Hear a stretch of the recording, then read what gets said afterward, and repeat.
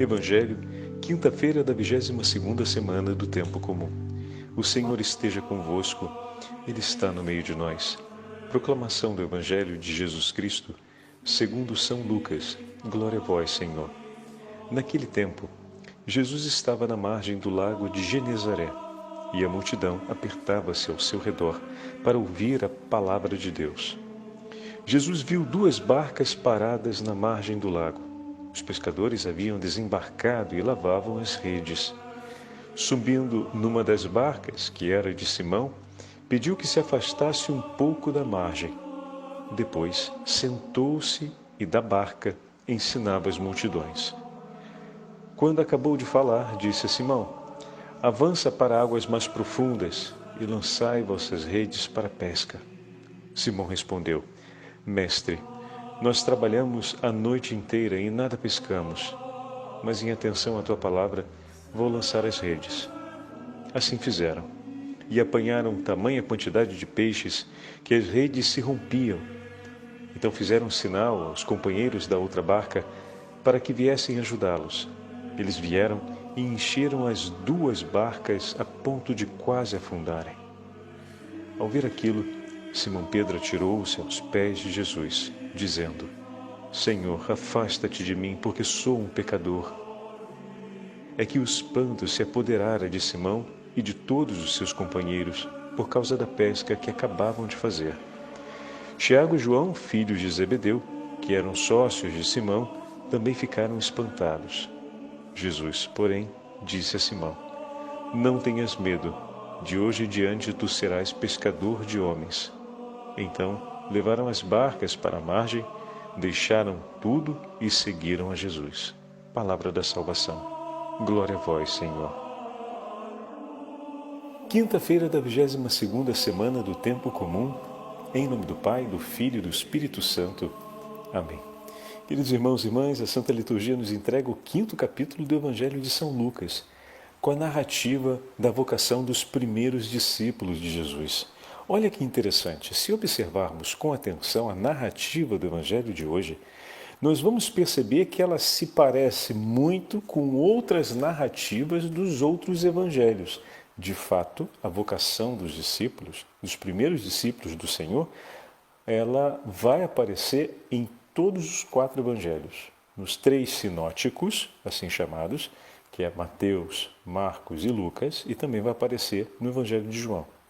Porém, a narrativa de hoje, ou seja, a forma como Lucas conta o chamado dos primeiros discípulos, parece que junta a narrativa da pesca milagrosa que aparece no Evangelho de João e parece que soma-se ainda a pregação da multidão que se concentra em torno de Jesus à beira do Mar da Galileia. Então, nós estamos vendo como se, poderíamos dizer assim, Lucas compactasse numa mesma narrativa esses 3 episódios: a pregação de Jesus à multidão, o chamado dos primeiros apóstolos e a pesca milagrosa, bem como o testemunho de Simão Pedro, ao final do Evangelho, e a declaração solene da sua vocação, a narrativa solene da sua vocação, marcando sempre o destaque sobre a figura de Pedro. Vocês perceberam isso?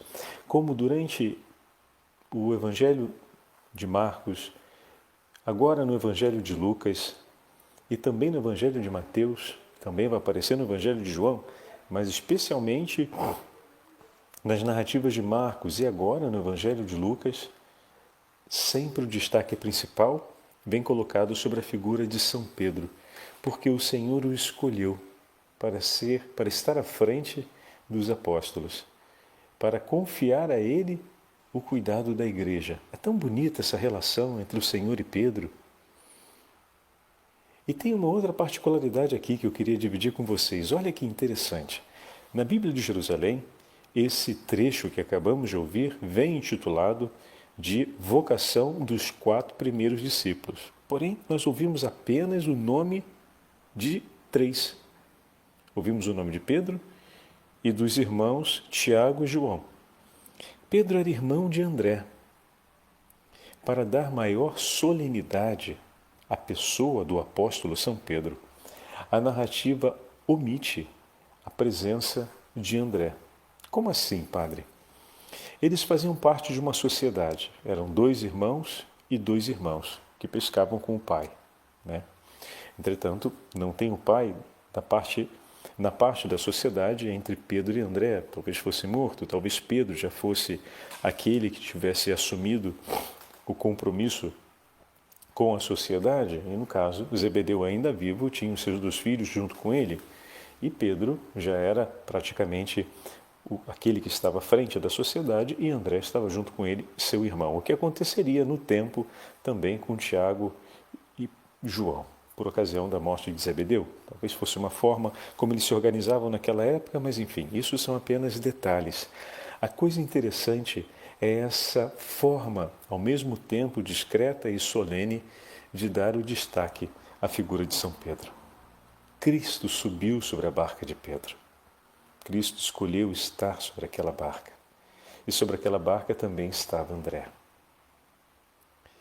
Porque André pescava com seu irmão e sempre o acompanhava em todas as atividades, era seu sócio na parte da sociedade, em especial, trabalhava com ele, a parte que competia, a família deles. Então, Lucas omite essa narrativa e dessa forma focaliza sobre a figura de Pedro todo o acontecimento que se passa na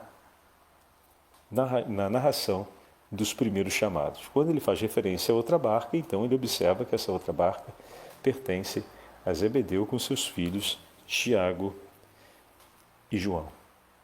Tem uma outra delicadeza aqui. Quando nós lemos o Evangelho de João, a narrativa do encontro de Jesus com Pedro vem mediada por André. Tão bonito. Ah, padre, mas por que essas narrativas diferentes? Bom, as narrativas elas seguem também, não são, como posso dizer, narrativas jornalísticas ou não são narrativas que têm por objetivo descrever e pormenorizar os fatos na sua sequência de acontecimentos. Mas a narrativa tem por objetivo focalizar uma mensagem específica e dar relevo a ela. Vamos ver como é que esse relevo, a figura de Pedro, aparece na narrativa de João? Na narrativa de João, André e João, evangelista, o próprio narrador do Evangelho, vão até Jesus, eram discípulos de João Batista, seguem o Mestre. Depois que João diz, eis o Cordeiro de Deus, eles partem ao encontro dele e passam praticamente o dia inteiro com ele. Era 4 da tarde. André não se esquece disso, nem João. E eles observam. João observa na narrativa do texto. Quando André volta para casa, e João também, a narrativa não se orienta para João, que vai falar a seu irmão Tiago, mas André, que vai ao seu irmão Pedro e diz, encontramos o Messias. E depois acrescenta, após um breve diálogo, vinde ver você mesmo. E leva Pedro até Jesus. Daquele momento em diante, André desaparece na narrativa. E o Senhor fala todo o tempo com Pedro e lhe entrega o seu chamado vocacional. Dessa forma, o evangelista coloca o destaque também à figura do apóstolo.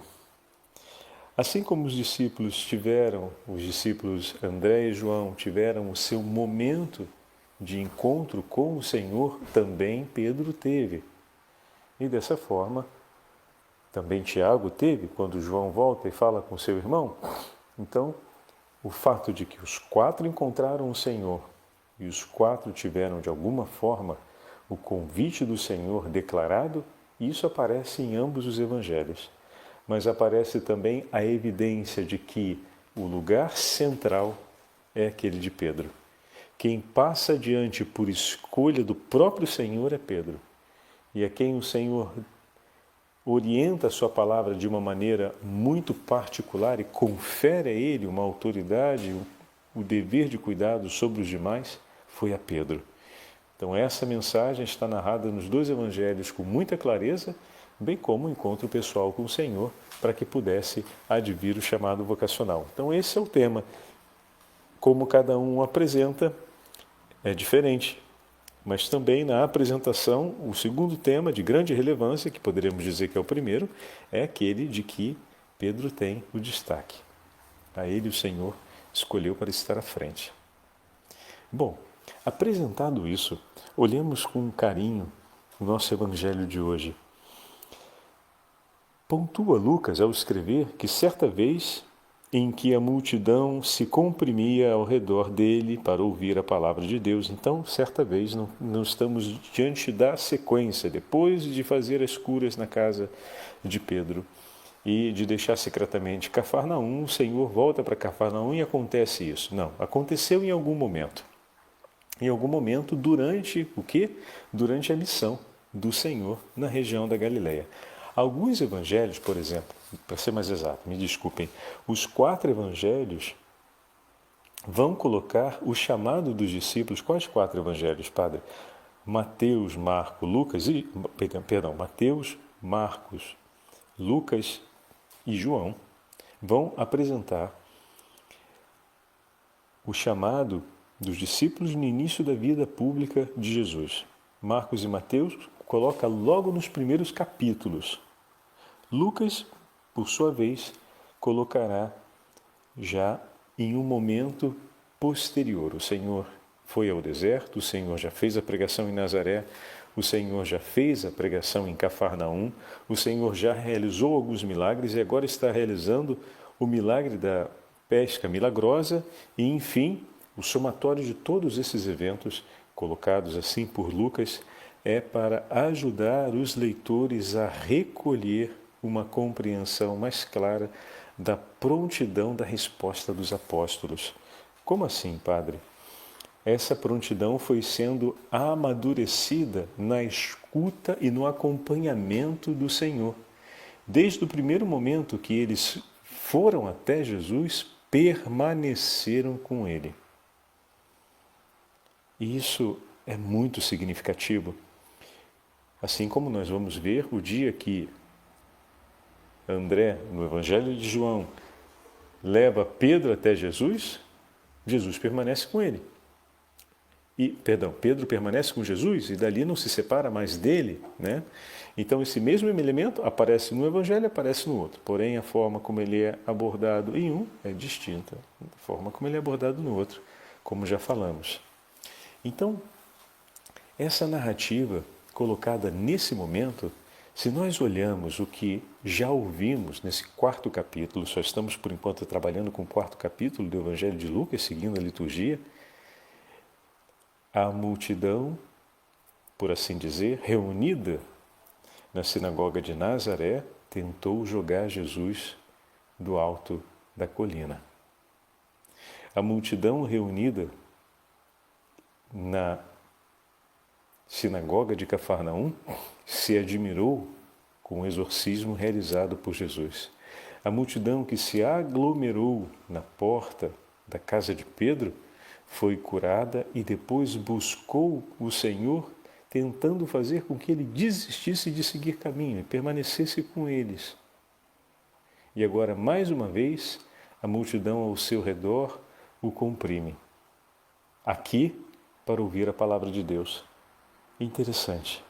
A multidão se comprimiu em volta de Jesus a primeira vez em Nazaré para lançá-lo do precipício. Se comprimiu a segunda vez na sinagoga de Cafarnaum, espantada, impressionada com o gesto cumprido por Jesus. Então, naquele momento ali, o Senhor expulsa, realiza o exorcismo. Quem é esse que realiza tal coisa? Então, estão admirados. Se comprimem porque diz o texto que o homem foi lançado por terra no meio deles. Bom, a sinagoga está cheia e é lançado por terra, espaço se fez, né? E é claro, uma situação como aquela, as pessoas se assustam. E agora, depois a multidão se comprime na porta da casa de Pedro para pegar alguma coisa para eles, para buscarem a cura, buscarem a assistência, buscarem a solução para o seu sofrimento. E nesse momento agora, na narrativa, mais uma vez a multidão se comprime em volta de Jesus, só que dessa vez para ouvir a palavra de Deus. para ouvir, para recolher o que Deus tem a dizer. E como vimos ontem, o falar de Jesus e seus gestos se encontram sempre. E olha agora, dito isso, o que se passa em seguida. Os pescadores haviam suas barcas ali, na beira do mar. Eles já haviam desembarcado e estavam lavando as redes. Então Jesus toma a iniciativa. Veja, ninguém pediu para Jesus: Senhor, tá ficando meio apertado aqui, está cheio, o pessoal está aí, uma confusão só, está até ruim de ouvir, de organizar a coisa. O senhor não quer subir no barco, ficar um pouco mais para ali, não? Quer o senhor fala com mais calma? Não foi proposta de ninguém. O Senhor toma a iniciativa. Eles tinham terminado a faina de trabalho, porque, meu irmão, lavar uma rede não é fácil. E se no mar a gente já pega tanto resíduo de algas e outros resíduos que, se a gente deixa ao sol, fica um mau cheiro horrível e pode até apodrecer a rede, imagina num lago, onde além da lama do fundo do lago ainda poderia se recolher restos de outras coisas, como pedaços de objetos orgânicos que estavam ali em decomposição no fundo do lago, e poderia estragar facilmente a rede, né? Mesmo sendo um lago vulcânico, matéria orgânica sempre se deposita no fundo do lago. Então, é uma faina lavar as redes no final da pesca, quando já está cansado, ainda mais sobre a frustração de não terem pego absolutamente nada. Então o Senhor, se a gente considera bem, está propondo a eles um cansaço a mais. Vocês se deram conta disso? Quando Jesus olha para a barca que está apoiada ali, depois de um dia difícil de trabalho, desgastante, e depois de terem terminado todo o sacrifício do dia, era aquele momento que, quantas vezes a gente não diz isso, né? Não, eu chegar em casa agora, vou sentar um pouco, vou rodar o dedo ali para ver o meu feed de notícias, vou ver uma outra coisa engraçada, vou me divertir um pouco e depois vou dormir porque eu estou muito cansado. E naquele momento ali, eles estavam juntos com a multidão, os pescadores haviam desembarcado e lavavam as redes, estavam terminando a faina do trabalho deles, quando o Senhor se aproxima e dá a eles mais um cansaço. Sair de novo com o barco. E subindo no barco, o Senhor se afasta da margem e fala às multidões. Sabe, meus irmãos, a gente sempre tem uma ideia fantasiosa de que Jesus vai vir falar conosco coisas importantes e de consolação nos momentos mais difíceis da nossa vida. Eu acredito que todos nós somos de acordo que de tudo aquilo de tão importante que Jesus tinha para falar com Pedro, o que ele falou hoje, sem dúvidas, era uma das mais importantes coisas que ele tinha para dizer a Pedro. O que podemos dizer com clareza é que o que Jesus disse hoje para Pedro mudou radicalmente a vida de Pedro. Então podemos dizer que ali, naquele momento, de fato, era a coisa mais importante que Pedro poderia ouvir até o presente momento de sua vida. E esse falar de Deus, de algo tão importante e decisivo para a vida de Pedro, aconteceu exatamente quando ele estava terminando a faina do seu trabalho, extremamente cansado, abatido e, poderíamos dizer, sem cabeça, né? Porque tinha sido frustrante aquela pescaria, a noite inteira sem pegar nada. O padre pescador sabe bem, isso é horrível. E ele estava ainda limpando o material ali. E o Senhor sobe na barca e pede um trabalho a mais. O Senhor já não sobe falando: Pedro, vem cá, senta aqui, eu tenho uma coisa muito importante para te falar.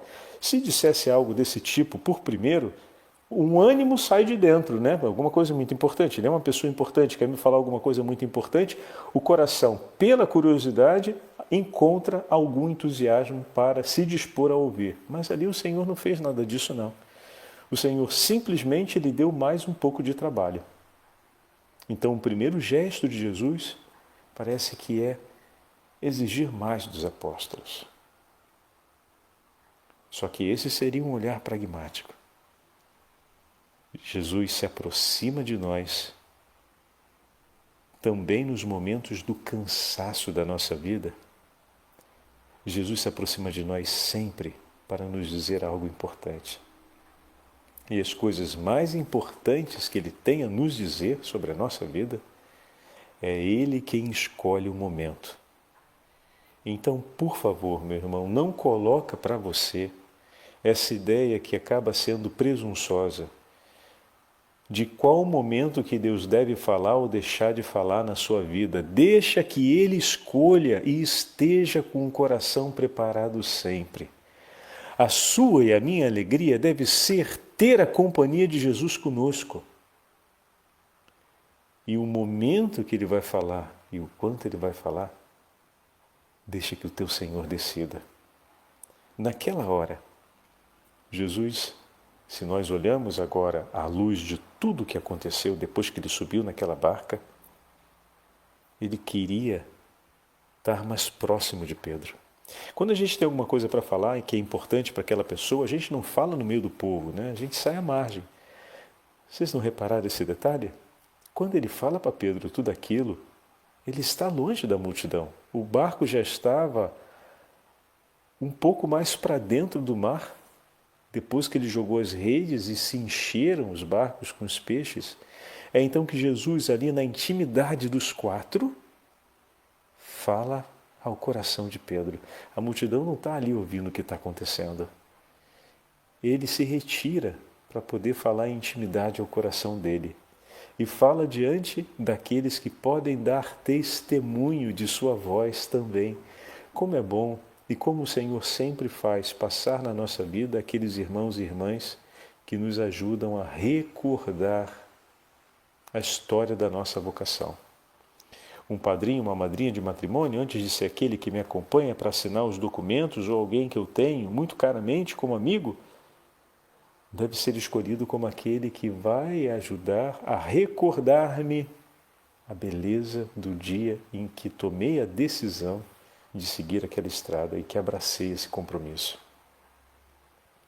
Assim como digo agora com testemunho como padre, os meus irmãos de seminário, os irmãos com quem eu morei durante o tempo de seminário, eles em muitos momentos na minha vida são aqueles que, sem palavras, me ajudam a recordar toda a beleza da história da minha vocação.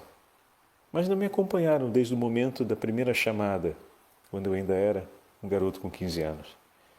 Me acompanharam depois que eu entrei para o seminário, mas a história da minha resposta, do meu sim ao Senhor, eu vivi ao lado deles. E foi ao lado deles que o Senhor me falou muitas coisas ao coração, quando estávamos juntos dentro daquela barca, um pouco mais mar adentro, chamado Seminário São José. Ali o Senhor falou tanto e falou com tanta intimidade ao nosso coração, e nós somos testemunhas, um para os outros, de toda a beleza sobre a vida e a história da nossa vocação que o Senhor nos falou. E a beleza também das nossas primeiras respostas. De maneira que não precisamos falar com palavras, basta estar junto com eles e toda aquela alegria, aquele entusiasmo do primeiro encontro, do início da nossa vocação, vem para fora. Como é agradável, cada vez que eu vou de férias, me encontrar com alguns dos meus amigos padres e celebrarmos a missa juntos e passarmos uma tarde juntos. Com que sorriso não olhamos um para o outro cada vez que nos encontramos. Isso é maravilhoso, é muito bom, porque sentimos toda a força e todo aquele entusiasmo com a qual o Senhor nos falou sobre o primeiro amor da nossa caminhada vocacional. Então é assim, meus irmãos. O Senhor, naquele momento, o momento de cansaço de Pedro, o momento que se nós planejássemos, né, como o padre falava ainda há pouco, a gente diz a hora, a gente tem essa mania de querer dizer a hora que Deus tem que falar e que Deus não tem que falar. Pelo amor de Deus, para com isso. Ele chama ele a um sacrifício a mais. Subir na barca, ir mais para dentro. E ali ele continua a sua pregação e eles tomam parte, eles estão ouvindo ainda junto com a multidão, até o momento em que o Senhor lhe diz, faça-se ao largo. A partir daquela hora, agora não mais junto com a multidão, mas retirado da multidão, o Senhor com Pedro e os outros 3 navegam, mais exatamente Pedro e André. Os outros 2 estão mais próximos, vão vir depois com a barca para prestar apoio. ele fala a Pedro, faça-te ao largo, André está com ele para testemunhar dentro da barca, se queremos sermos um pouco mais precisos. E ali ele dá a palavra e se estabelece, como vocês viram hoje, o texto, o diálogo todo é com Pedro, né? Então, ele sobe sobre a barca de Pedro, ele diz a Pedro para fazer-se ao largo e depois ele diz para lançar as redes para a pesca, mais uma faina. E Pedro repete, mestre, trabalhamos a noite inteira sem nada apanhar. Poderia ter protestado Pedro, dizendo ao Senhor que aquela palavra talvez não conviesse, não fosse idônea, afinal ele não entende muito de pesca. Ele vem do interior, ele não vem da região de um lago. Ele vem de uma região de colinas, ele talvez entenda mais de roça, mas de pesca ele não entende muito. Não. Pedro em nenhum momento questiona a palavra do Senhor. Ele conta o que se passou com ele.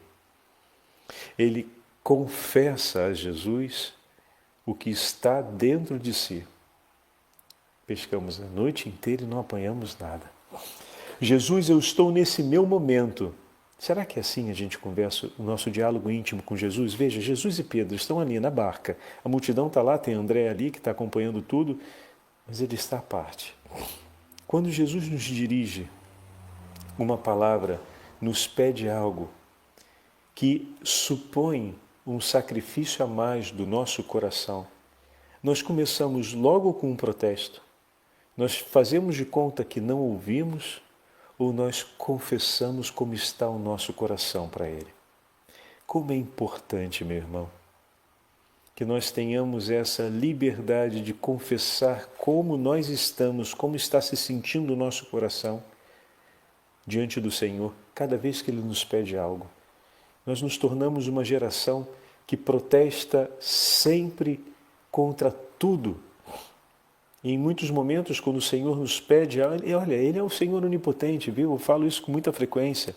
Não faz o mínimo sentido a gente ter que pedir que Ele nos dê satisfação sobre alguma coisa do que Ele queira, né? Aquele famoso, ponha-se no seu lugar, olha quem está falando e olha quem está ouvindo e percebe bem qual o seu dever diante disso. Ponha-se no seu lugar. O dever de ouvir é sempre nosso. E não tem nenhuma falta de misericórdia em estar dizendo isso. Porque ali se cumpre a justiça. Quando Deus onipotente, Criador do céu e da terra, fala e dirige a sua palavra a você e a mim, pobres miseráveis, marcados pela morte, que quem sou eu para querer dizer a Ele? Veja só, se o Senhor não explicar direito isso daí, eu não faço. Mas rapaz, vê se pode um negócio desse. Não, que isso? É nosso dever, reconhecendo quem é Deus e reconhecendo quem nós somos, de acolher de imediato. E ali o que e não de colocar um protesto. Senhor, eu protesto. Senhor, eu não vou. Senhor...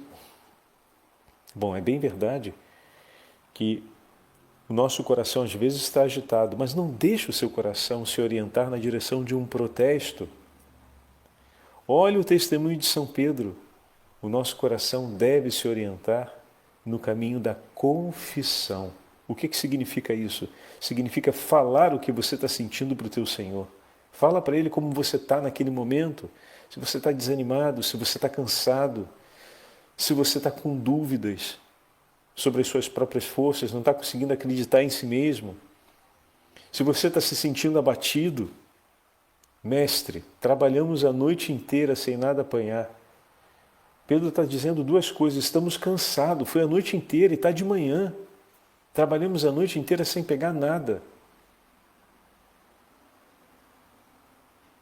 Então, além de trabalhar a noite inteira, ainda tem o fato de não ter tido sucesso, o cansaço e o desânimo. Mas, continua Pedro, por que mandas, lançarei as redes? Mais do que apegar-me ao meu cansaço, apegar-me às minhas dores, mais do que apegar-me aos meus choros interiores, eu me apego à sua palavra, Senhor. E depois de confessar a Jesus como está o nosso coração, o que nós escolhemos? apegarmos a nós mesmos e aos sentimentos, os melhores que tivermos, os piores que tivermos, mas como nosso, ou depois de confessarmos como estamos e o que estamos sentindo, deixamos tudo nos pés de Jesus e nos apegamos à sua palavra. Que grande testemunho Pedro está nos dando, meus irmãos, e que grande ensinamento. O Senhor que fala coisas importantíssimas ao coração de cada um de nós, quando Ele quiser ter essa liberdade interior, quando for o seu momento, Senhor, fala-me. Mas eu estou aqui, eu quero ouvir. E depois, se o Senhor, no momento vier em minha vida e me pedir algo que parece ser mais exigente do que as minhas forças, ou que me desconcerte por alguma razão, não proteste. Confesse. Fala com Ele, porque nesse chamado, Ele te quer um pouco mais junto dele. Jesus tem suas estratégias. Como é que ele ia falar para o pescador? Vem cá que eu quero falar contigo. O melhor lugar para fazer isso foi em cima de um barco, pedindo para ele se afastar para jogar uma rede. Vocês perceberam isso também? Imagina se ali em terra, com aquele povaréu todo, ele ia dizer, pessoal, chega um pouco mais para lá, quero falar em particular aqui com ele. Por caridade, né? Então ele escolheu a melhor estratégia. É um grande pedagogo, Jesus. O melhor lugar para você falar com um pescador é em cima de um barco. Para falar a sós com ele, é em cima do barco pescando, um pouco mais para frente, quando ele vai jogar a rede. Pronto, perfeito, perfeito, lugar certo. E daí, ali ele lhe fala em intimidade, Pedro não protesta, Pedro confessa. E ao confessar, escolhe. Escolhe o quê? Poderia escolher ser vítima da própria situação que está vivendo. Poderia escolher buscar responder por suas próprias mãos e forças o que estava sentindo. Poderia se apegar mais ao que o seu coração estivesse mostrando. Isso vai acontecer lá na frente e Jesus vai corrigi-lo severamente. Ali naquele momento, não. Ali naquele momento, o primeiro momento da história de intimidade com Jesus, onde Jesus lhe falou pela primeira vez algo muito significativo e decisivo para a história de sua vida, ali naquele momento e não em um outro, ele não escolheu apegar-se a si, mas apegar-se à palavra de Jesus. Porque mandas, lançarei as redes. Faça o Senhor o que está em teu coração. Sigo, Senhor, a tua voz, escolho o que tu me dizes. E assim acontece o milagre que pegam tantos peixes, fizeram então um sinal para os sócios que vieram, Tiago e João, e encheram os 2 barcos, tamanha abundância. E Pedro então, reconhecendo que está diante daquele que é o Senhor, o Kyrios, se lança aos seus pés e diz, Senhor, sou um pecador, afasta-te de mim. E Jesus então, com todo o amor, olha para o espanto do coração de Pedro e dos demais apóstolos e diz, não tenhas medo, Deus não veio para julgar, mas para salvar os pecadores. Não é assim que o Senhor irá dizer? Não tenhas medo, Ele não veio para a vossa ruína, mas para trazer a paz. Ele veio para curar os vossos corações do pecado e para fazer de vocês agora pescadores de almas. Não mais de peixes, mas cumprindo assim como foi, sereis pescadores de homens. Se todas as vezes, como se dá essa pesca dos homens, querido irmão, sacerdote que nos ouve, queridos amigos seminaristas que se preparam para a vida sacerdotal, queridos irmãos e irmãs que trabalham nas mais diversas áreas da igreja em saída, que anunciam o Evangelho nas pastorais, e também queridas irmãs consagradas, que devem acompanhar e cuidar de tantas almas, como se dá a pesca das almas? Se dá desse modo, como nós ouvimos hoje. O Senhor muitas vezes chega no momento que não é aquele planejado por nós, mas Ele chega no momento que Ele quiser, a gente tem que ter a liberdade interior para isso. Nos chama para estarmos mais próximos dEle, para ouvirmos com atenção o que ele tem a nos dizer, mas é preciso antes que junto com a multidão a gente escute a sua palavra e essa palavra purifique o nosso coração, como vimos nesses últimos dias. Muito bem, é ali, daquela experiência do homem que é parte na assembleia dos batizados, que reza e nutre a fé ouvindo a palavra de Deus, é ali o momento em que ele vai nos tirar à parte para nos encomendar a uma missão. E ao falar disso para nós no íntimo, é a hora que antes de protestar pelo nosso modo e o nosso jeito, que isso não venha acontecer, a gente possa confessar como está o nosso coração e as nossas condições. E ali, como Pedro, e escolher. Jesus, depois que Pedro falou, não mudou de palavra não. Ele não falou, rapaz, você me desculpa, eu não tinha percebido isso. Olha só, então vamos fazer o seguinte, não teve isso, está entendendo? Depois que o Senhor falou, Pedro confessou, por isso eu usei a expressão confessar, e depois que ele disse tudo que estava no coração dele, como ele estava se sentindo, Pedro mesmo completou. Jesus não muda o discurso permanece ali impetrado. E Pedro então agora dá a sua resposta. O discurso já estava feito, era a hora da resposta de Pedro. Pedro confessou o que estava sentindo, se colocou transparente diante de Jesus e aos seus pés e escolheu o que Jesus lhe havia dito. Porque mandas, lançarei a rede, escolha-te. Assim seremos pescadores de almas para o Senhor. O Senhor esteja convosco, Ele está no meio de nós. Pela intercessão da Santa Mãe de Deus, Rainha dos Apóstolos e dos Santos Apóstolos do Senhor, abençoe-vos o Deus Todo-Poderoso, Pai, Filho e Espírito Santo. Amém.